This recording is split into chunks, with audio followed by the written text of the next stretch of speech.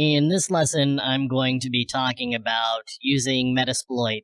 And while we've used Metasploit from the web interface, this time I'm going to be using it from the command line, and we're going to be running MSF console command line access into it, and just the ability to type commands and do things straight from inside Metasploit.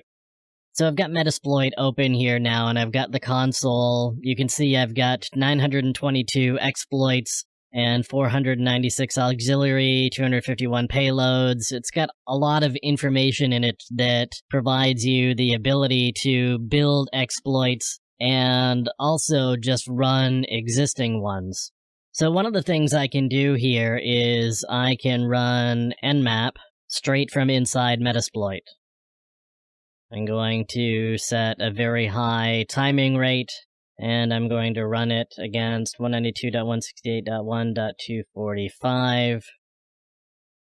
And you can see some results here. So I can show you the hosts that I've got in my database, and nmap uses Postgres on the back end. So when I run this command, I'm actually checking the Postgres database that Metasploit connects to.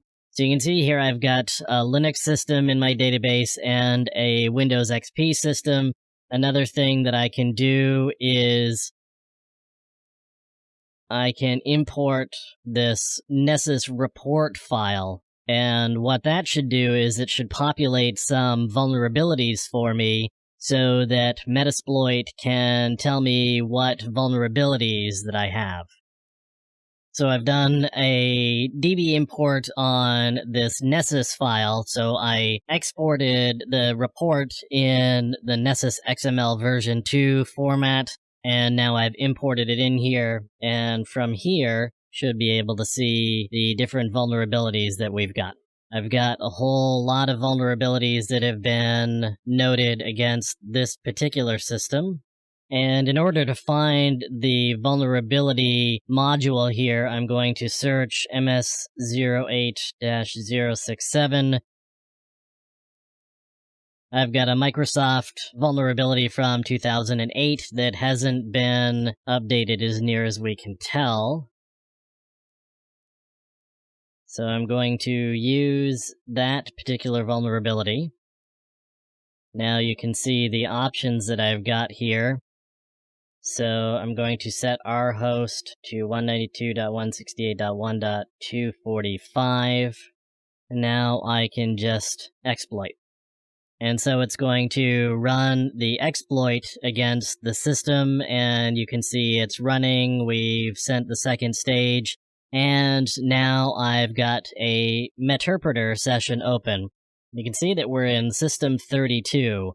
Now, I could run get system here and attempt to get a privilege escalation.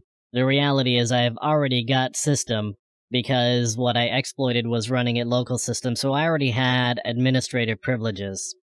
Now, the other thing that I can do here, I can print out the passwords. You can see all of the users and passwords that are here. Another thing that I can do is I can get a screen grab. Right there.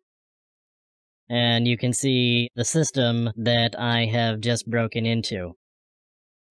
I could do a webcam snap if there was a webcam that was attached to it, so I could get a picture of the room that I was in. I can do a print out of the information about the system, so you can see that it's running Windows XP, build 2600, Service Pack 2. So those are different things that you can do from Metasploit and Meterpreter.